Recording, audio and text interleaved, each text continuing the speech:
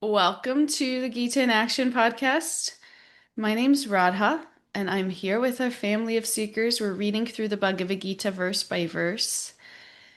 And this book really has the potential to transform your life, transform your heart.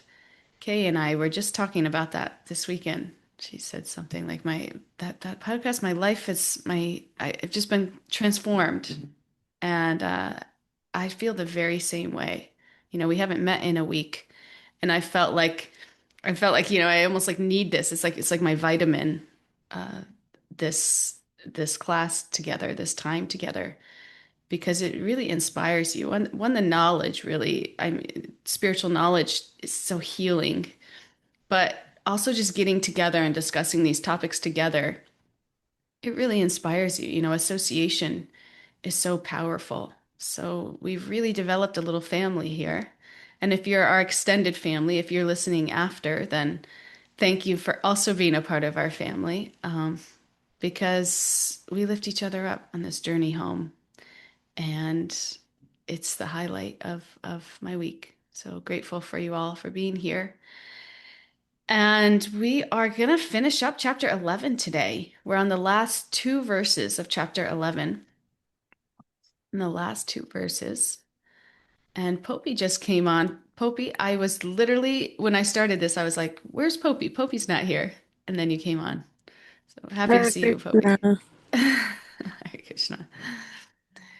Okay, so we'll be finishing the last two verses of chapter 11. And they're really powerful verses. I mean, all of chapter 11 has been really powerful for us. But this last verse of chapter 11 is like the essence of the Gita.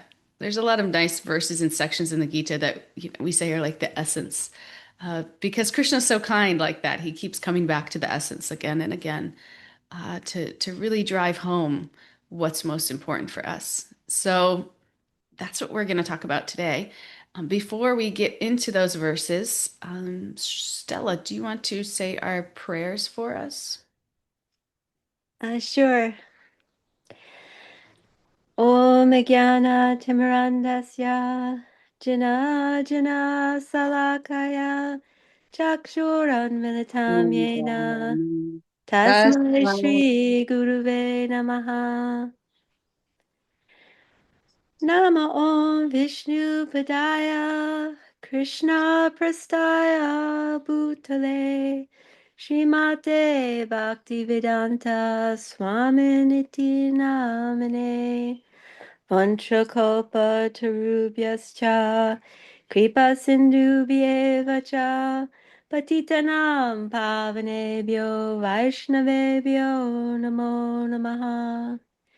Shri Krishna Chaitanya Prabhu Nityananda Shri Advaita Gadadhar Shivasadi Gaur Bhaktavrinda Hare Krishna Hare Krishna Krishna Krishna Hare Hare Hare Rama Hare Rama Rama Rama Hare Hare.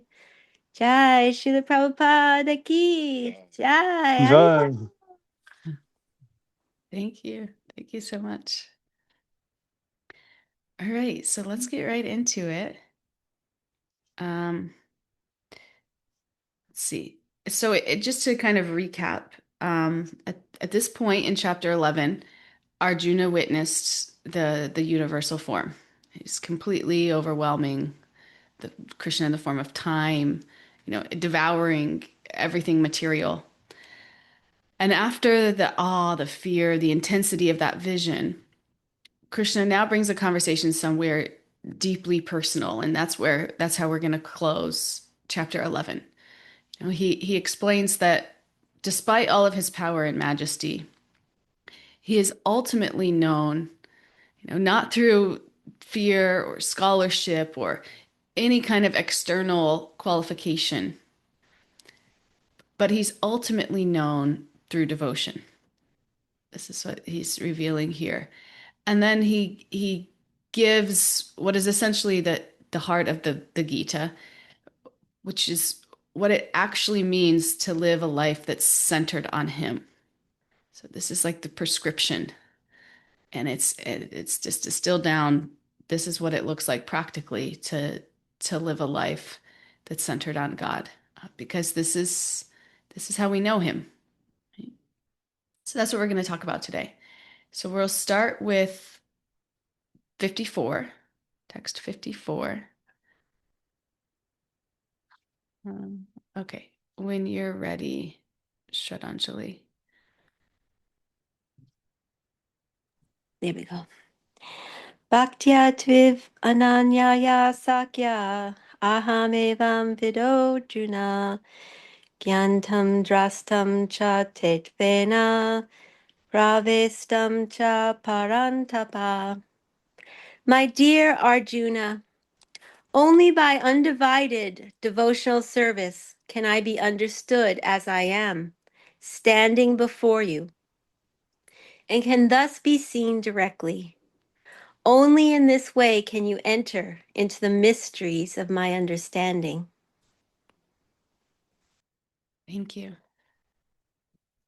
So Krishna's explaining how he can actually be known. And again, this isn't by scholarship, austerity alone, pious activities alone. It's by undivided devotional service, pure bhakti. And when Krishna, he specifically says undivided here, it means devotion that's not ultimately directed towards something else. So it's pure devotion. It's not mixed with power or prestige or control or material gain, but a heart sincerely turned towards him. So he's saying that only through bhakti one can truly know him and truly see him as he is. And this teaches us something important, that God is understood through a particular process. We can't just approach him through any method and expect the same result. Because he's not just an object to be analyzed, he's a person. And the whole spiritual world is built upon loving relationships with him. And God's compassionate. He wants to reveal himself. He's just waiting to reveal himself. But but that revelation happens through love. Love is like the prerequisite. And this is not so different in our relationships. Somebody reveals themselves when that love is there, that trust is there. And bhakti, when we talked about the different paths of yoga, karma yoga, jnana yoga, bhakti is unique because it directly engages the heart. And when we say the heart a lot, we're talking about the soul itself. That when we talk about the heart, it's like where the soul's deepest emotions and relationship with Krishna resides. So it's we're talking about the soul, you know. And we have a body, we have a mind, we have intelligence, we have ego. But underneath all of that is the soul, which is the actual self. This is the seat of emotion. And the soul, it naturally longs for connection with God. So the reason that bhakti is so potent, so powerful, is because it activates the soul directly. And other paths engage different aspects of our being. Karma is primarily on the level of action. Jnana is on the intellectual level. Yoga's on the mental level. And this is all helpful. They can purify us. They can contribute to spiritual growth. But here, Krishna is emphasizing that ultimately he is revealed when the heart itself is offered. And so this is why bhakti kind of incorporates all of the other paths, because it doesn't mean that the body, the mind, the intelligence are rejected. They're engaged in service, but they're all aligned. They're all pulling towards the same goal. And that's what happens when the heart becomes centered on God. And and then Krishna reciprocates. He reveals himself.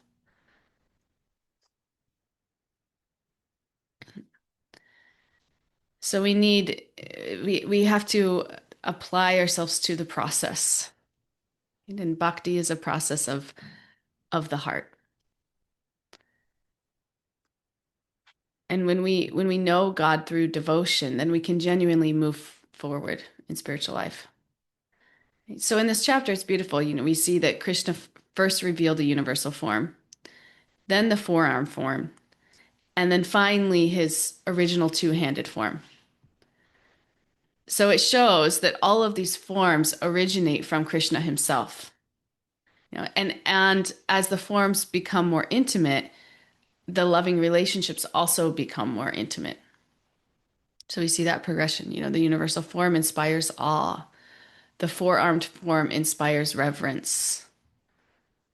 And now Krishna's original two-handed form invites this loving relationship. And this is ultimately what bhakti brings us to and gives us the opportunity to have with God. So now we are on the last verse, 55, and there's so much nectar in this next verse, so many different beautiful points to dive into. And it's going to teach us more practically how to do this, what this means. We say, okay, God is only revealed through a heart of devotion, through bhakti. Okay, so what does that look like in our lives? So well, when you're ready, Sela. Makamakin mat paramo mat bhaktaha sangha varjitaha nirvaraha sarva bhuteshu yasamam eti pandava.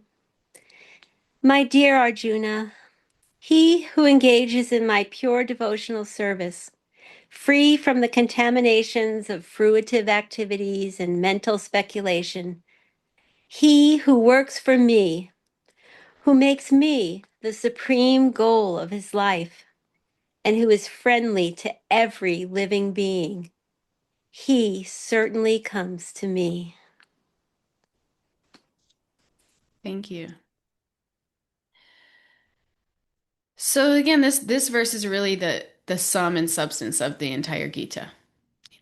Krishna's really bringing everything together. He says, "Become my devotee. Make me your ultimate goal. Work for me. Stay free from distractions that pull you away from devotion.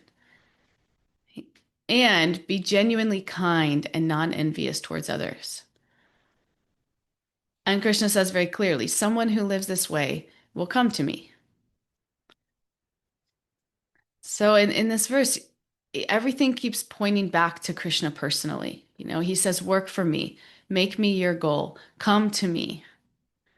And this is beautiful. We see the progression in the Gita, right? Because earlier, Krishna explained that whatever work we do, we can offer the fruits of the work to him. And that's beautiful. It's a beginning, it's like a wonderful beginning stage of spiritual life. It's like whatever you're doing, just offer the fruits to him. But now Krishna's taking it even deeper. He's not just saying, do your own thing and offer me the results. He's saying, actually work for me, right? Like build your life around devotion itself. And this doesn't necessarily mean that everyone quits their jobs and moves to an ashram. Like we all have responsibilities, we have duties, we have different roles to play in the world. And so naturally, we'll also have like temporary or intermediate goals along the way. Right? Like maybe I want to become a better speaker so I can share God consciousness with others. Or maybe I want to become a good mother so I can help guide my children spiritually. Or I want to become successful in business so I can use my resources in Krishna's service. These goals are not bad. In fact, they're an important part of devotional life. But what Krishna's doing here is helping us distinguish between temporary goals and the ultimate goal. Because temporary goals may shift throughout life, but Krishna should remain the eternal goal underneath all of them. And we realize, we usually kind of discover what our real priorities are when these two things conflict with each other. When comfort conflicts with devotion, like we could be thinking, oh, I do this for Krishna, but then, it's taken away, and suddenly we realize how attached we are to the comfort or the prestige that we were getting from that particular service. You know, so this happens when comfort conflicts with devotion, when ego conflicts with it, with truth. When our plans conflict with what Krishna's calling us towards. This happens constantly. And so in that, it's revealed how much of those things are actually tinged with more of a selfish motive, which isn't necessarily bad, but it's just showing us how far we have to go, right? Because spiritual growth requires making this decision, being willing to sacrifice something temporary for something eternal. And it doesn't always mean like dramatic renunciation. Sometimes it just means rearranging our priorities. I was just at the Sadhu Sangha festival this weekend. This is a beautiful kirtan festival. And I brought my daughter, my 1.5-year-old, and it was just me. It was just me and her. And usually I go to these festivals and I get to be so absorbed, so absorbed and like and it's blissful. And I look forward to it because it's all the things, it's like healing, and this time I went and I had to, prioritize my daughter. So sometimes the kirtan's going on and she wants to run outside and run up and down the stairs because she's learning how to climb and she's super excited about it. So I felt like I was kind of telling some friends, like this past weekend was like the ultimate spiritual practice for me because I didn't get to do what I wanted to do all the time. It was like, and I had to facilitate that. My service right now is my daughter, and and that's my number one service. So sometimes, it comes in even kind of a different way. Sometimes it's align. What it is aligning with Krishna's will, and it looks different for everybody. How we align our lives with Krishna's will. But if we have a responsibility like that, like children, then we have to take care of them. We have to be that first example of Krishna's love for them. We have to prioritize them, and ultimately we're at that stage we're kind of responsible for their spiritual life and how they experience love and connection. So we have to teach them that. And that's an investment. That's an investment of our time, our consciousness, our energy. And naturally, we don't get to do other things that we want to do. So this happens for us. And the challenge for us is in that moment, how do we respond? Like are we resentful? Are we frustrated? Are we like, and we may be, right? Initially, those may be the initial things we find. But the spiritual growth comes when we choose in those moments to really upgrade, to really see this as an opportunity to serve Krishna. Because we say we want to be servants of Krishna, but when it gets tough, or when we're tired, or when it's really not what we feel like, what's most comfortable, actually we don't really. Right? So Krishna stretches us. He stretches us for us to learn, and see how far we have to come. I was having a conversation with another devotee who was telling me that usually he goes to Sadhu Sangha and he's like a very connected person. And he's like, and I usually just like cut the lines and like I know, the organizers and the people who are doing this, so I just have them set me up with everything. And he's like, but this year, he's like, you know what I did? I waited in all the lines and I just marveled at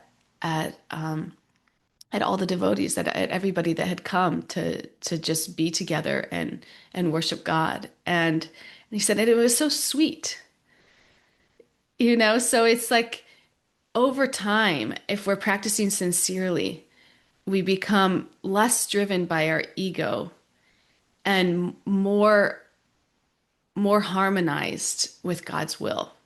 God doesn't want us to push back to push past everybody, because we're so important. God wants us to think of others. God wants us to be that loving example for others. So we know this, and we know, and if we don't know this, then this is why we get a teacher to teach us. What is God's will and desire for me in my life? And they can help. They can help us put these big rocks first. This is Stephen Covey's example, right? The big rocks. Like if you fill a jar first with sand and little pebbles, there's no room left for the big rocks. But if you put the big rocks in first, everything else begins fitting around them. So we have to do this with our spiritual life. If we don't, it's just going to fill our life's just going to fill up with little rocks, and there's not going to be any room to put in the big rocks. So we have to intentionally make space for God. And that's we as devotees we do that through chanting, through hearing, through prayer, reflection, association. Sometimes if you have this thing like children, spending time with our children, teaching them about God. So when we sincerely put God first, what happens is Krishna then reciprocates in just unexpected ways. He'll give intelligence and clarity. He'll help us adjust things. He'll help us handle parts of our lives in ways that we couldn't have planned ourselves. And this is design reciprocation. It's part of this beautiful dynamic relationship that we have with God. And it all starts with this sincere desire. And we'll see that as our desire is purified, we'll see Krishna's reciprocation in bigger and bigger ways in our lives. And when I say our desire is purified, I mean that oftentimes we do things like we want to serve, but we also want a little appreciation, want a little bit of recognition. We want a little bit of something from our service. But to the degree that those impurities are kind of shed, and our desire becomes more and more sincerely to serve Krishna, we'll see him step in and take care of everything else in our lives. Like if you're feeling like you don't have time to dedicate to prayer or chanting, or meditation, but you really sincerely desire it so that you can connect with God. To the degree that your desire is sincere, Krishna will arrange for things in your life, for other things in your life, to maybe give a little bit so that you have more time and wherewithal to do these things. But our job is in purifying our desire. And this is a beautiful thing. It's like it's almost like stress-free, because all we have to do is stay in our lane, right? Purify our desire. Krishna will come in and take care of the rest. I found this such a relief when I got into spiritual life. I was a program manager for a contractor of the Navy. It was just felt so much responsibility. Everything, this mentality, this material consciousness, like everything rests on me. If this isn't done this way, this isn't going to get done. These people are going to be, disappointed. This isn't going to happen. It was just like it's so stressful. Material consciousness, running your life, running other projects. But spiritual life, it's so beautiful because it's just all built off that connection, like a parent and a child. It's like we just and all we need to take care of, like our side of the fence, right, is just purifying our desire, right, for that sincere connection with God. That's all. If you have a sincere desire for a connection with God, God will step in and make all the arrangements. He'll set things up in your life to facilitate your sincere desire. Guaranteed. This is I've seen in my life again and again in ways that it's like much better than you could have even imagined or thought of. Mm. So this is Krishna's divine reciprocation, and it's magical. And to the degree that we want to see, how pure our desires are, Krishna will also show us, and he'll show us by these conflicting things in our lives. When our temporary goal conflicts with our eternal goal, and how we show up in that situation. See it as an opportunity to upgrade, or do we just sit and seep in frustration and resentment? It's quite an opportunity. It's quite an opportunity. Does anybody want to share anything before we move on? I do. Yeah, please. I brought so many gems from this last weekend, And one of them was when you mentioned uh, that Krishna reveals himself when we apply ourselves in the process. And that reminded me of one very beautiful example given by His Holiness Sachidanand Maharaj. He was saying that, you know, everybody knows that you can milk the cow, but there is a process, he said. And he's that you have to first go and be compassionate, show kindness lovingly, pat the cow and touch the cow. And then he was showing that you have to first put the thumb up, and then this finger, and then go. And then everybody was clapping, and he's like, no, no, I'm trying to make a point that there is a process. There is a process. And so, that really touched me so much, that we hear about the process, but the way he explained it, it went into my system so well, that there is a process. You cannot just expect Krishna to reveal himself. You cannot expect Krishna to, but he's there. He loves you. But there is a process in the path of bhakti. And all these points that we made today just adds up to this, what he said. So thank you. Yeah. Yeah. Beautiful. Yeah. I was just having a conversation with somebody yesterday, and they were telling me how they got into spiritual life. And they were saying that when they first came into spiritual life, their relationship with God was one of like, kind of like some resentment, like, why do you put these things in my life? And that was their spiritual life, and it's like, yeah, when we approach God with that kind of mentality and disposition, then of course, like, what do we expect? If you approach anybody with that kind of disposition, you're not going to get the milk from the cow. So yeah, we have to follow the process, and this is the process. It's described in this verse. Krishna says something after this. He says something really important. He says, "Oh yeah, Shraddhanjali, please share." Oh, wait, what did he say that was important? Right. Do you have something to share, and then Well, I no, can. I was just I just when Kay was saying about the cow, I in the retreat this April I was milking the cow, and it's not only like proper placement of your hand as the process, you got to keep applying pressure. And the pressure is like you got to be pretty strong, and like Mm. you're not going to get a full bucket of milk without constantly applying the pressure. So I was thinking about like, yeah, like in your own That is life, you such got a to, nice point to add on it. right? Yeah. I mean, you know the process. Yeah, I'm going to do the japa and I'm going to do, but there should be that intensity, the pressure. Yeah, or else the milk won't come out. Right. That's a great point. Anyway, that's all I wanted to say. Uh, yeah, no, thank you. Milking a cow is so much harder than you'd think it would be too, right? It really does take a special attention and practice. Yeah, so another part of the process that Krishna tells us in this verse is that we have to be free from contamination and be friendly towards all living beings. So when we talk about contaminations, one is fruitive mentality, like always thinking like, what will I get from this? Or how will this benefit me? How will I enjoy? It's just like everything's about me. And this is also like indicative of just like a lower state of consciousness. So Krishna's is trying to pull us up, right? To bring our consciousness to a level that that we can perceive him. Because as long as we're stuck in that self-centered consciousness, we're not tuned into the frequency to even perceive God.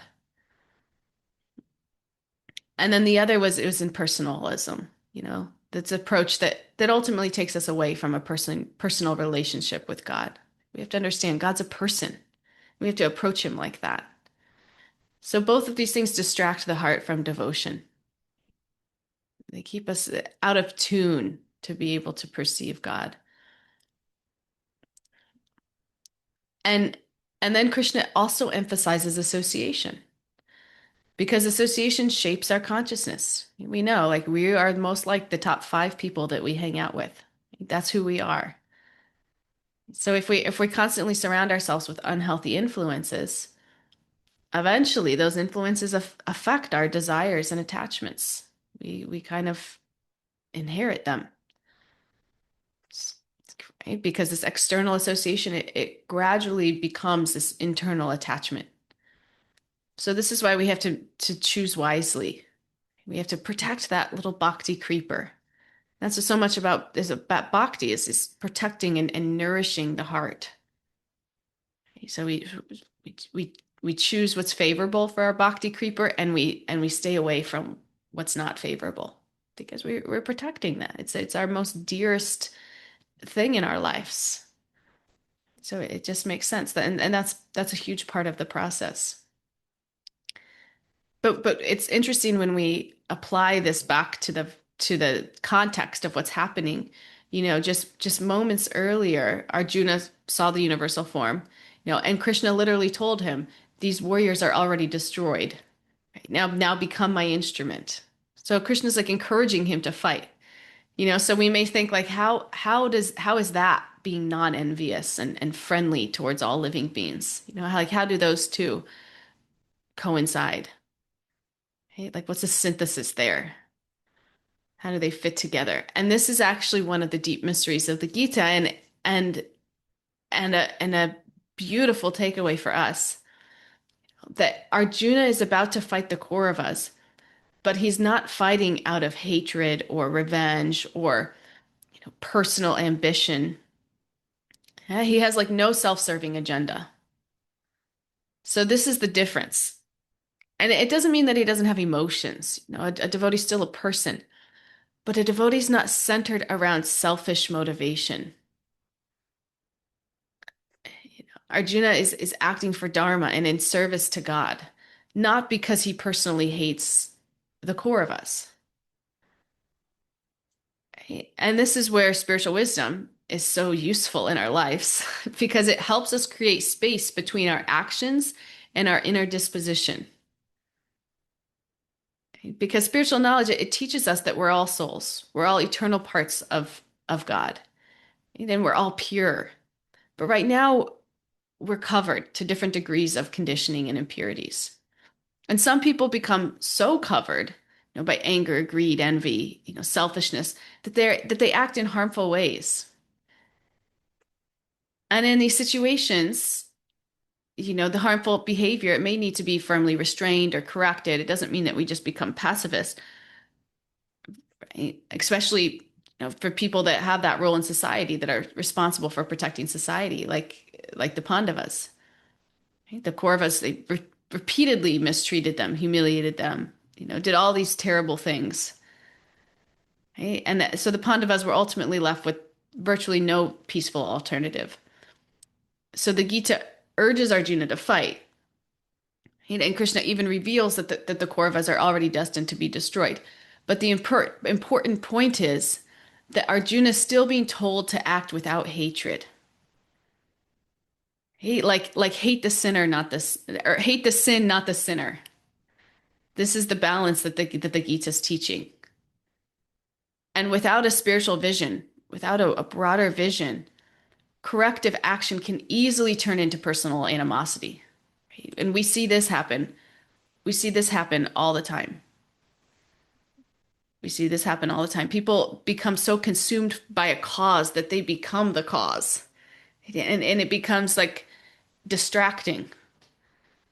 Right? And then maybe they're not effective and maybe it's a very noble cause. But when they become consumed by it, they ultimately become pulled away from the bigger cause. So this is what the Gita is teaching us and giving us a process by which to do. Become rooted in the bigger cause, and that is relationship with God. Right? That's our ultimate mission. And from there, we can become instruments for living in harmony with God. And that's ultimately like the secret to life. If you want happiness in this life, if you want peace, if you want connection, if you want success, whatever you want, you know, is going to be optimized by following this formula. I just took we have this leadership training thing that comes into work once a month and teaches us different principles, you know. And we just learned about three different levels of active listening. And it was very interesting because like the lowest level is where you just relate everything to yourself. Like somebody tells you, you know, that this client is doing this, and the first thing you think of is how it affects you, you know. And then the second level was like you listen to the person, but you're like very zeroed in on whatever they're saying. And then the third level was like it was just so much broader, like you're there with the person. You know, and to me it was just like demonstrating evolution of consciousness. And the whole point was like to try to train people to get to this higher level of listening because you can be a lot more productive and, you know, things are better at work. You know, that's what it comes down to at work. The bottom line is let's be more productive and effective. But it is doing this through evolution of consciousness. And this is what ultimately, if we zoom way out, this is what Krishna's teaching us in our lives. Like if we can put Krishna at the center, if we can harmonize with his will, if we can get ourselves out of the center, everything in our lives will become uplifted. What to speak of, you know, the afterlife for us. So this is the secret to life.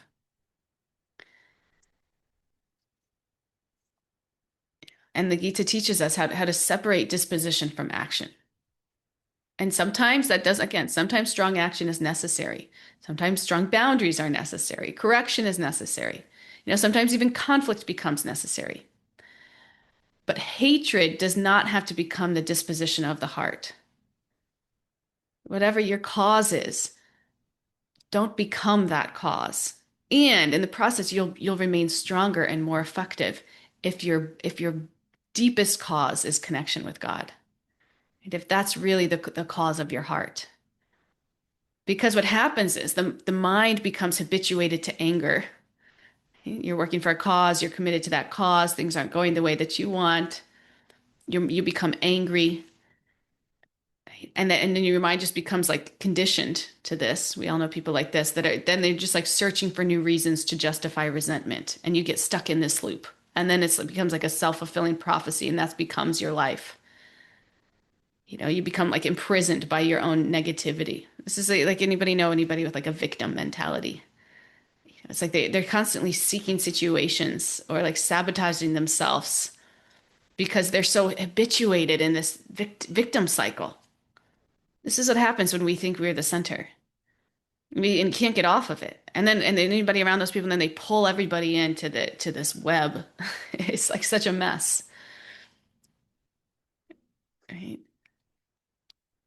So this is the product of that.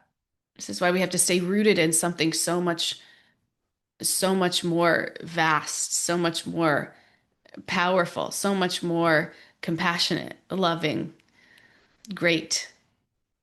And that's not us. That's not us. If we're like if we're connected to the whole, we'll start to have we'll start to exhibit little signs of that. But ultimately, that's not us. And any time that we have those things, it's because we're connected to him. Right? So this is why devotees are taught hate the harmful position without hating the person.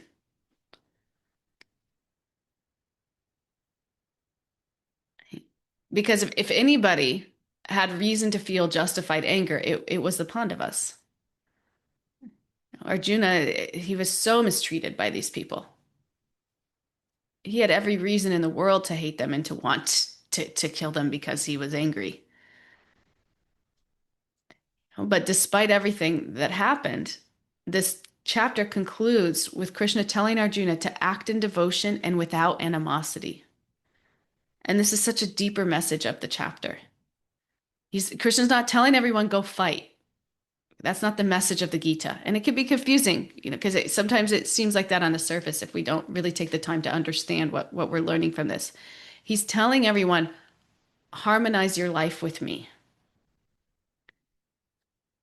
And for Arjuna, in that special circumstance, that harmony meant fighting for dharma, because that was his role in society. He was a Kshatriya, he was a warrior. That was his duty. Just like my duties right now as a mother. It's one of my temporary duties. Right? So this principle is universal. Okay? Become an instrument of the divine, free from selfishness and hatred. Because animosity is going to disconnect us from God, but devotion is going to reconnect us. He will disconnect us. And this is what Krishna's trying to get us to go towards. And we'll experience in our own lives. Like you could be so much more powerful when we're connected with God, acting in harmony with God, rather than our own ego. And this can be a fun thing too, because again, constantly, these things will conflict. Like we'll feel really passionate about a cause, and we'll think that it's 100% selfless, but then we'll see ourselves getting triggered. And to that degree, we should think like, okay, actually, I'm personally vested in this. It's not totally selfless, or I wouldn't be so triggered. Yeah, it's kind of even eh, fun to go out and see in our lives where we think we're being selfless, but actually there's still some impurities there that need to be kind of shaved off. So this is what bhakti looks like in practice. Okay, verse 53 explained that Krishna can't truly be known through any other path. And then 54 came and said that bhakti is the only path that he can be known. Right? That's the process. And so now 55 is explaining what that practice looks like. Work for Krishna. Make him your ultimate goal. Protect your consciousness. Let go of selfish motivation. Be kind and non-envious. Right? And ultimately center your life around devotion. And so by living this way, gradually the heart becomes purified. Devotion deepens. Krishna becomes known. And ultimately we return back to him. But it's little by little. It takes some time.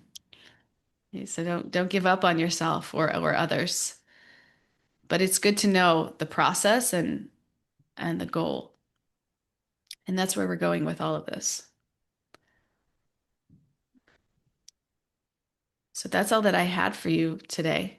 We have some time for reflections. Would anybody like to share anything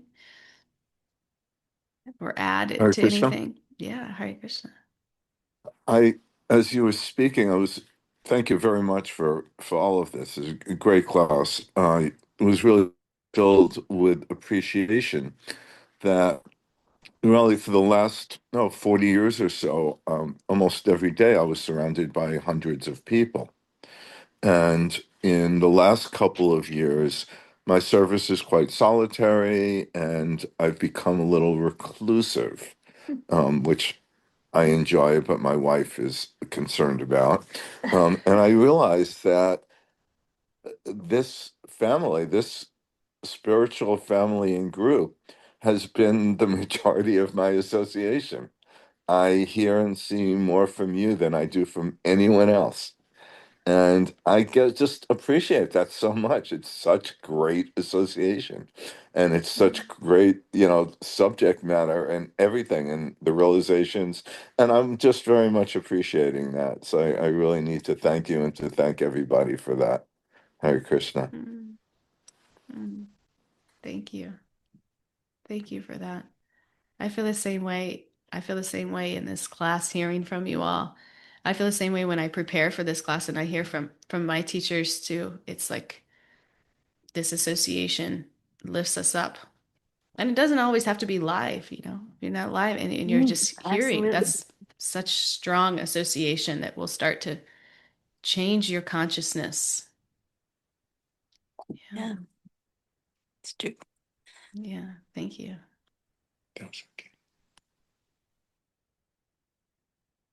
Anybody else? Any other takeaways or Kripa Maya, do you have anything you'd like to share with us? I really appreciated what Kalachandji Babu was saying about the power of association. And a devotee just sent me a verse which I've been meditating on about, how to increase our bhakti. It talks about like the different types of misconduct, towards a Vaishnava. And one is to, kill a devotee. That's obviously, you know, a gross example of that. It says criticizing a devotee. Um, then this is one that really caught me, is feeling malice towards a devotee. Another one, there's a few others, but the last one I thought was really nice is that not feeling joy upon seeing a devotee. And this has Mm, become like a barometer for I think, my Krishna consciousness. When I see a devotee, am I feeling joy? If I'm not feeling joy, there must be some um, impurity there in my consciousness. mm, yeah, yeah. Thank you for sharing. And this doesn't also mean that we just like spiritually bypass, like, sometimes people, they definitely do wrong to us, you know. And it doesn't mean that we just like, suppress our feelings and emotions in the name of spirituality, but it means that we learn to develop broader vision. So yes, we acknowledge, okay, that person may have handled this situation in a way that wasn't the best, and maybe it ended up, hurting me in some way. And for that, we have to figure out how to relate with them. Yeah, just like Stella's saying, respect from a distance if needful. Like maybe we need to kind of reset our boundaries so that we can be more functional in our relationship with them. But we don't see them as their conditioning, as their package of conditioning. Because as we become more evolved in our spiritual practice, we see them as a spirit soul, as the spirit soul that they are. And we understand that whatever behavior that they engaged in is their layers of conditioning, right? That they brought into this life, just like we brought in baggage, layers of conditioning into our lives. And so we don't judge them for that, right? And we're able to even let go of any resentment that we may hold from some kind of certain situation or interaction with them. Right? Understanding that even that resentment is ultimately just holding us back. Right? So we're able to let go. We learn how to relate with them in a healthy, functional way. Maybe it's increasing boundaries, distance, etc.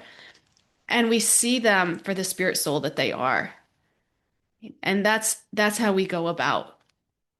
And it's a process. And if we have the strong desire, Krishna will purify us, meaning that we are not seeing them based off of our relationship, right? Our egotistical relationship. We're seeing them from a place of our soul's relationship with their soul. Right? Understanding that they're a part of Krishna, we're a part of Krishna. They deserve love and respect. And then functionally, we need to find kind of a way to do that so that our conditioned sides don't brush up too much against each other. So that's what that really means. And it's such an important part of spiritual life. It's such an important part of spiritual life. When I first came into spiritual life, I had a little falling out with a devotee. And it was so painful that I was like, okay, this is the most important part of my spiritual life. Don't let this happen again. And we have to get very discerning, even about like how close we get with different people and their conditioned side. So we protect our consciousness so that we can always have that sense of respect and appreciation for devotees, so that we don't get too close to their conditioned sides, that our conditioned sides become enmeshed.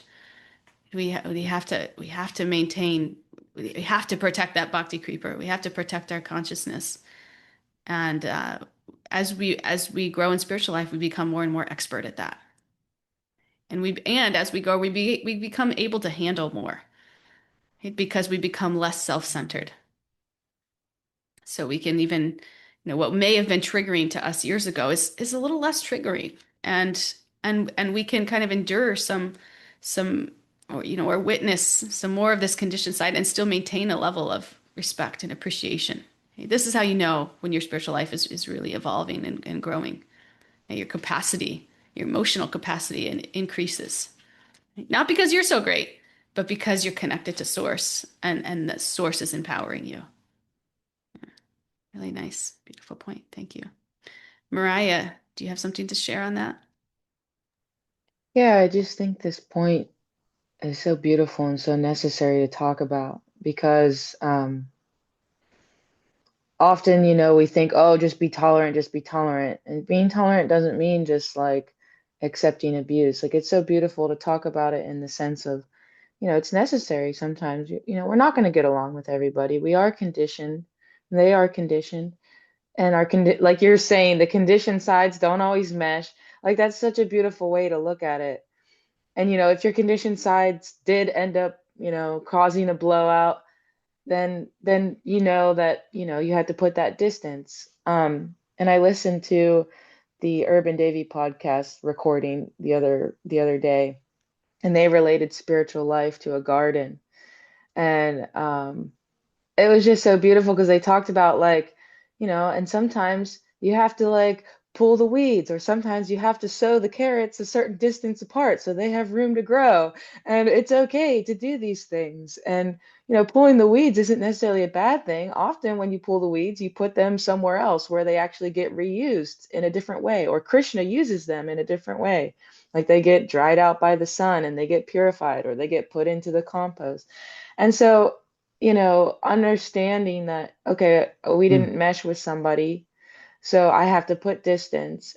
And then pray, like, Shraddhanjali just put, praying that, Krishna will still take care of them. They're still loved by Krishna, and this is for their benefit and my benefit.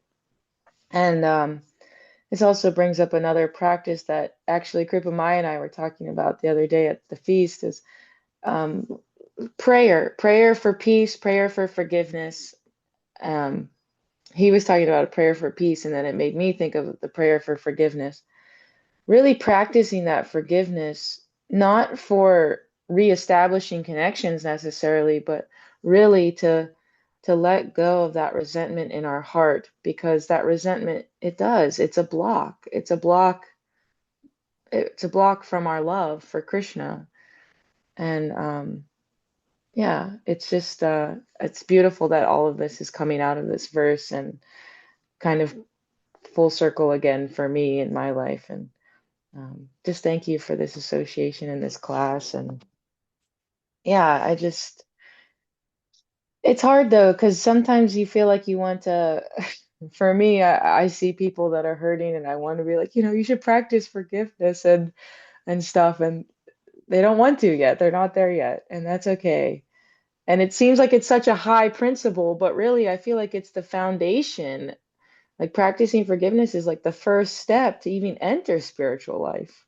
Hmm. Yeah. Um, because if we're holding on to all those resentments, like you said, it's putting ourselves first and playing that victim, and it's actually giving away our power. It's like, Hmm. you know, it's giving away your sovereign being. Um, it's over identifying with this life. We're not this life. This is just a temporary blip in our life. And when we see the lessons from the pain we've learned and then practice forgiveness, we can really to bring our power back into ourselves. We can bring our sovereign self back and remember that we're part and parcel of Krishna. We're actually whole and complete. We can't be hurt. Like I mean, that is a high level of thinking, I guess, but I don't know. I just feel like forgiveness is really like the foundational practice to even enter into spiritual life. Because if you can't forgive, then you're always going to be brushing up your conditioning with others. Hmm. I don't know. Maybe I'm Yeah. rambling now, but No, that's what's coming to me.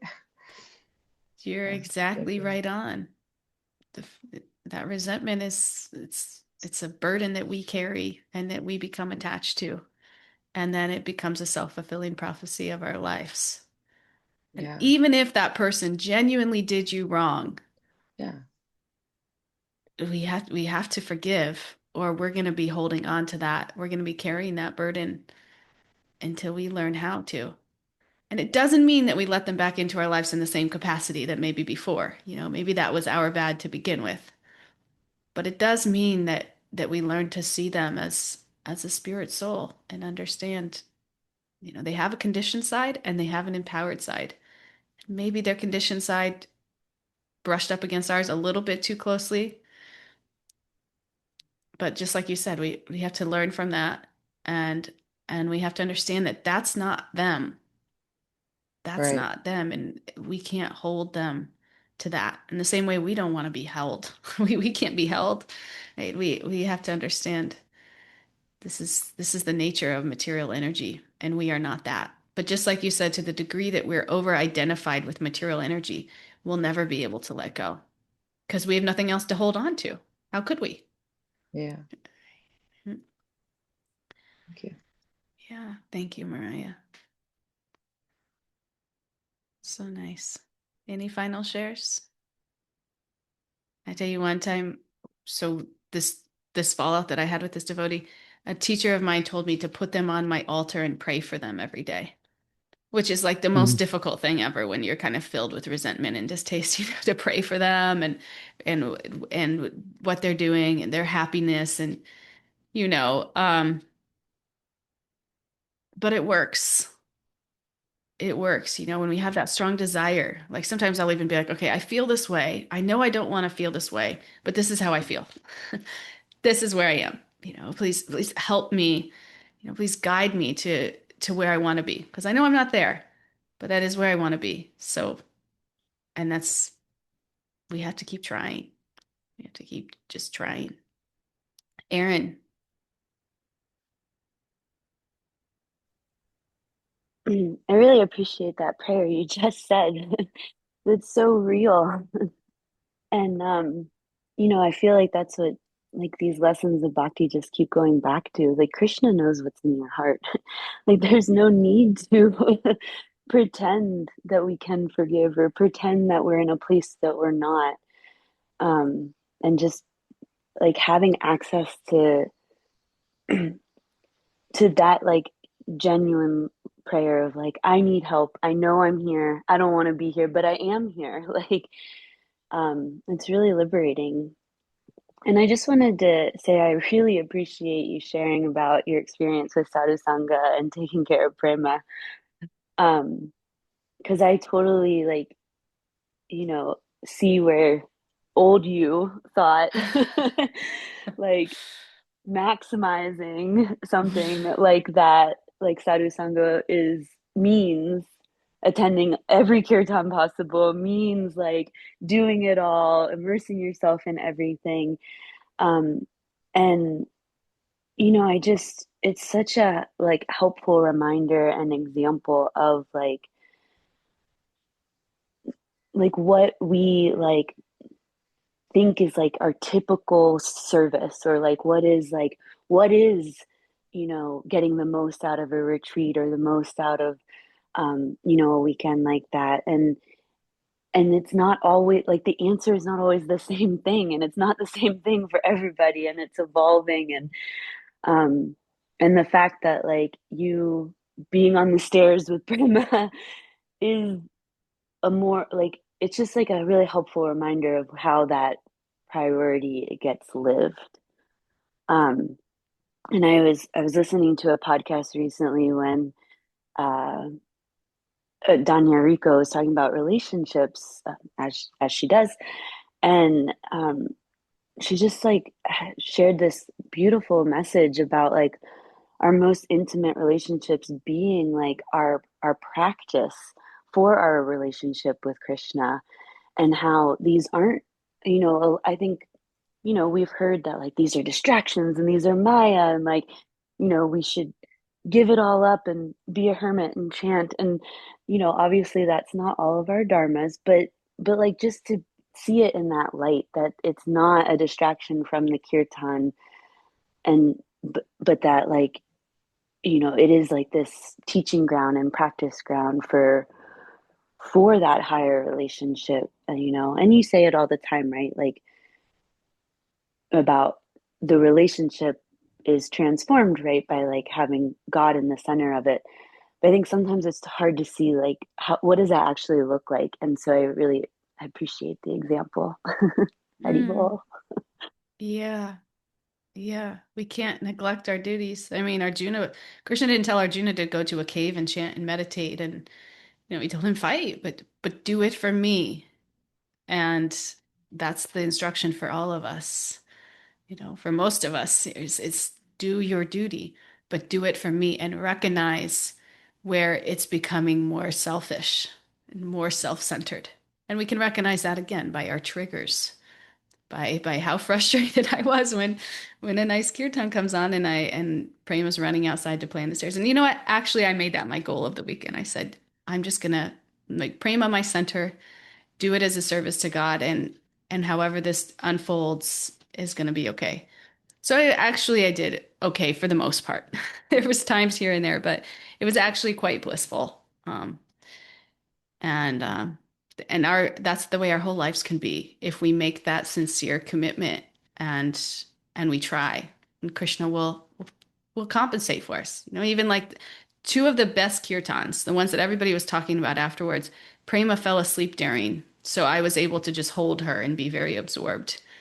And then it was just like different times that I was like, wow, I really wish I got to spend time with Radhanath Swami. Like I would see him and he would come up to me and we'd exchange a few words. It happened like 2 or 3 times. Each time, it's like Krishna will compensate. He will give you what you need or what you feel like you need. Um, he sees you if we're sincerely trying. So yeah, beautiful, beautiful class with you all today. Thank you for coming and sharing your hearts and being so sincere and vulnerable and real, because that's what this takes. Thank you for all your wisdom. And we'll see you all on Monday. We'll do guided japa on Sunday, 6 a.m. Thank You you. started that. That's so sweet Okay, too. Hare Krishna. Yes. Thank you. Hare Haribo. Krishna. Hare Thank you, Hare Krishna. Krishna. Thanks, Thank you. Hare Thank you, everyone. Krishna. Bigmaya, for coming. Hare Krishna. Hare Thank Hare Krishna. you. Krishna. Hare Krishna. Hare Krishna.